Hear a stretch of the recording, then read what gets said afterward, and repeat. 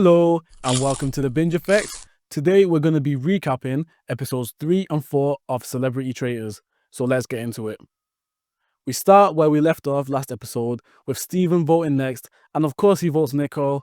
Joe votes Tom, Celia votes Charlotte, Jonathan votes Nico, Charlotte votes Nico, Claire votes Nico.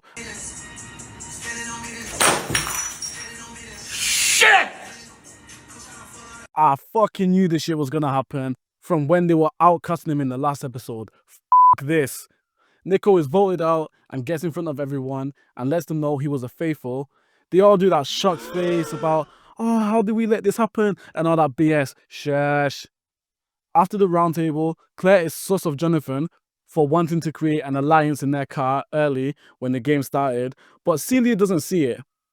It's midnight and time for the traitors to reconvene. Kat informs Jonathan that Ruth has mentioned his name, and then Claire's been mentioning Alan. They're looking to murder Tom because he's very onto people, Claire for impact since she's been very vocal about Kate, and Joe Wilkinson because he's a potentially dangerous faithful or something like that, I don't know. It's morning and everyone's trickling into breakfast. Jonathan's talking about how he felt guilty about Nico, but Ruth gets onto his ass for voting him and then betraying the car alliance, and she's riding for a fallen soldier. Jonathan adamantly denies this car alliance, and I will say, yes, he did mention an alliance with the people in his car. However, it was before they'd even chosen the traitors, and I think it was a bit of a tongue-in-cheek statement, you know what I mean? Why he doesn't just say this, but rather denies it outright is beyond me, however. The final three enter the breakfast room, and we realise Tom Daly's been murdered. In a bit, Tom. Too much of that staring and reading people, yeah? Sayonara. The idiots are wondering why Tom's gone, but it's quite obvious that he was very observant and a threat. Claudia comes through and dashes his picture on the floor before giving the group a hint for the next mission. Ruth and Claire are talking, and Ruth is proper sussing Jonathan for that car alliance they had, and him denying it at breakfast. They head to their first mission, where they're dragged out of their cars by some masked figures. They're taken to Claudia's cabin and chained up. Claudia enters, and as she's beginning to explain the mission, Celia lets one rip. Must be the nerves. There are 16 keys, and they have 25 minutes to release themselves. There's 4 keys hidden inside, and the rest of them are outside, and there's also 2 shields outside as well. Nothing noteworthy happens in the mission, just know that Claire and Mark get the shields. They return to the castle, and Celia's snooping around. Both Joes are talking, and Joe Wilkinson is sussing Jonathan, meanwhile Marla is sussing Steven for getting it wrong and making him look foolish since he followed him. LOL. Sidebar, not to be rude or anything, but is it just me who thinks that Ruth looks a bit like a character from Big Mouth? No? Alright. It's time for the round table, and Ruth starts us off by telling people to grow a pair and stop hopping on the bandwagon, and I agree. Celia says as she snooped, she's been watching who talks to one another and suspects that the traitors aren't going to be one of seen chatting together, which isn't bad logic to be fair. She calls out Kat and Charlotte for not speaking, and she's half right there. Claire brings up that Alan would be least likely to kill Paloma, and that would be the perfect defense. Come on, faithfuls, man, yous are on a roll, for now at least. Alan defends himself by saying a whole lot of, I don't know, but it somehow suffices.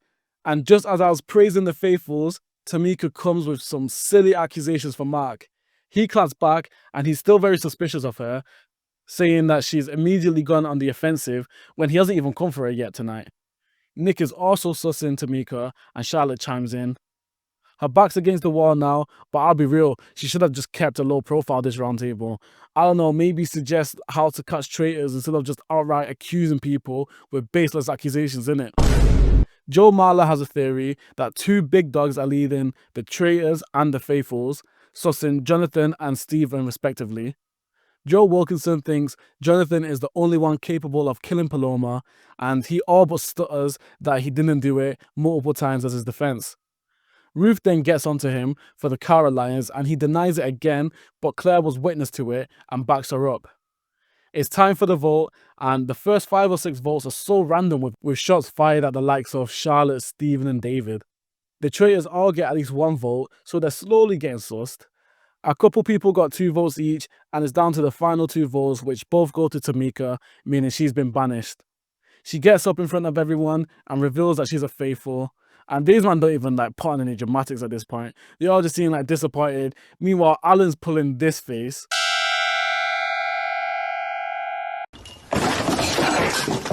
Alan and Kat are alone in the kitchen, and Alan asks her if she'd have thrown Jonathan under the bus, and they both pretty much agree that he was one more call out away from being thrown to the wolves, and this had me creasing, man. The traitors link up and discuss their next murder. Kat takes Ruth off the table as it's too bait, but Jonathan is considering trying to pull a double bluff and claim that he's being set up because it's too obvious, and Alan is proper encouraging him, and I know it's because he's just trying to set him up. Kat talks him down, and she's right, because though a double bluff could work, killing Ruth only brings eyes to you, and while leaving her does allow her to keep targeting you, there's no new attention and unnecessary attention brought to you that killing her would bring. Alan calls out Charlotte for being confidently wrong, and they want to keep her for that, and they consider David because he's smart, and as the game goes on, more people are likely to listen to him. It's the next episode and breakfast time, and Alan's getting sassy with Claire for voting him and flaunting a shield. It's down to the final four to arrive, and the Joes are thinking if Ruth's dead, then Jonathan's likely been framed. And as they're talking, the last three enter, and we do in fact see that Ruth was murdered. I read about. It looks like Jonathan's plan might just work because people do think it's too obvious.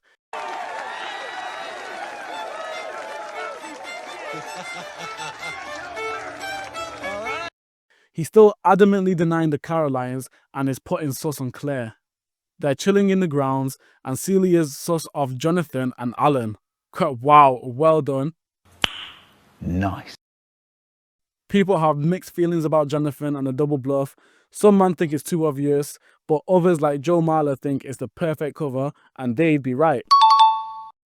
Jonathan is claiming that Claire set him up with the Ruth vote, but he's pushing a bit too hard, and Mark's beginning to look at him sideways. For today's mission, they've got to listen to the wails of some banshees and match them to the right locket or some shit, I don't know. They split into two teams, one to relay the wails through the well, and the others who have to put their heads into the well to hear and find the corresponding locket. Nothing special about the challenge, they get most of them right. Kat takes the shield on her team, and they decide not to tell anyone who has it for like herd immunity. Celia screeches down the well while everyone's just creasing, and I think she's a close second for me for the funniest in the cast. Charlotte takes the MVP for this challenge, and Jonathan finds the shield but gives it to Stephen.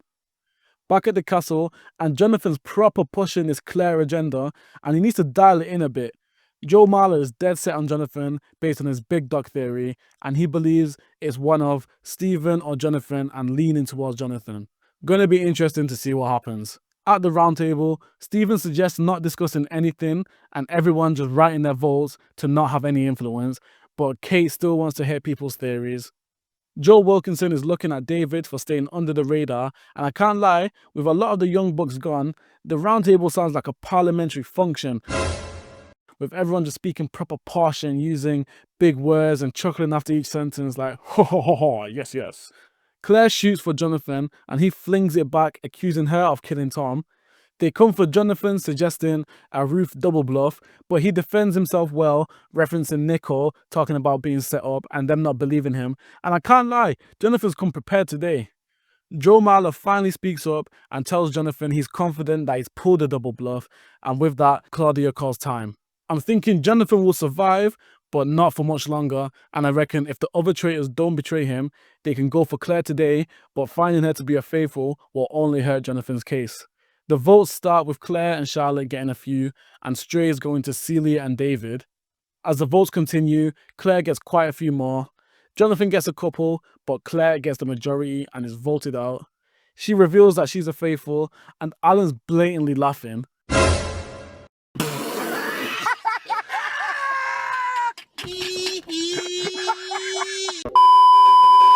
It should have been more clear that it's Jonathan, because why'd he go so hard for her? He should have slightly just sowed the seeds, but instead he damn near dragged her through the mud, and now his hands are mad dirty. They're all beating themselves up about it and talking about changing tactics and going harder at the round table. Joe Marler and Alan are chatting, and Alan's explanation for voting David is that he's least likely to be a traitor. I think you mean least likely to be suspected, mate. Joe Marler tells him that ain't the aim of the game, and when Alan snaps back and asks him who he voted for, he says Jonathan, as he's convinced he's double bluffing, and he'd be right. Marler's also suspecting Mark for being OTT when finding out Claire's a faithful. Midnight strikes, the clocks chime, and the traitors reconvene. Jonathan tells the others they're playing a much better game than him, and it's true. People mention Alan's name, but then they just refuse to believe it and dismiss him for some reason, and Kat's rarely ever brought up. They decide to murder someone on Jonathan's team, since the rest of them don't know Kat has the other shield. They ponder between Charlotte, since she's very headstrong and people are likely to listen to her, David, and also Kate, but we'll have to wait till next episode to see who they choose, but my money's on Charlotte.